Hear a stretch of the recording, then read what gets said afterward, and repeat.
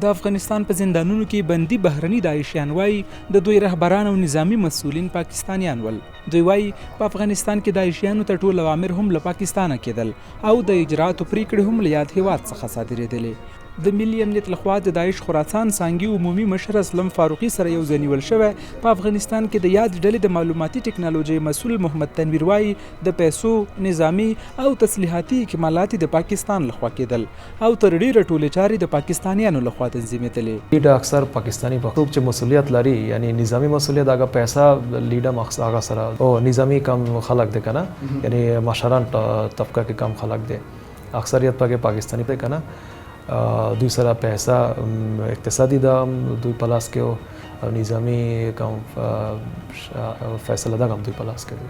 نوموړی چې د بنګلادیش هیواد اوسیدونکی دی او افغانستان کې له داعش سره یو ځای شوی وایي د پاکستانیانو له لوري د انټرنیټ له لارې د نورو هیوادونو وګړو ته په افغانستان کې د داعش سره د یو ځای کېدو تبلیغ او زمینه سازي کېده. موږ ته افغانستان انتخاب کړی شو، افغانستان موږ ته انتخاب کړی شو.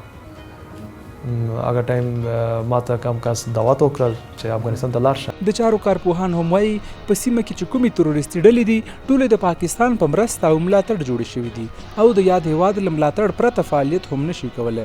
دوی وایي په افغانستان کې د داعش نږدې ټول مشران پاکستانیان ول چې د داعش خراسان ډلې اعلانونکي حافظ سعید، ابو سعید او شاهد الله شاهد هغه کسان دي چې په افغانستان کې ووژل شول.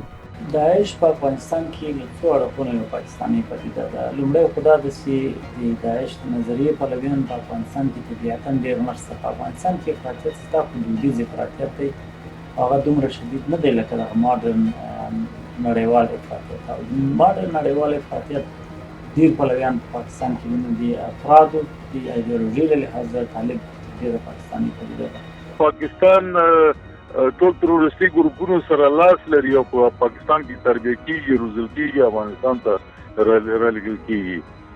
په هماغه اساس دی چې د داعش ګروپونه کله چې په ننګرهار کې ځای په ځای شو، په چین کې سپینغر ولسوالۍ کې، په دیبالا کې، کوټ کې، نو معنا دا ده چې پاکستان منکرېږي، مګر کله چې بیا د قدرت نه کوم مشر لري شي هغه اعتراف کوي چې موږ د افغانستان کې د طالبانو سره یا مثلا د القاعدې سره د داعش سره مرسته کوله. 3 میاشتې وړاندې د افغان امنیتي ځواکونو لخوا د داعش خراسان برحاله مشر اسلم فاروقي ونیول شو چې نوموړی هم پاکستانی دی او د یاد هیواد د بهرنیو چارو وزیر شاه محمود قریشي غوښتنه وکړه چې باید پاکستان ته وسپارل شي.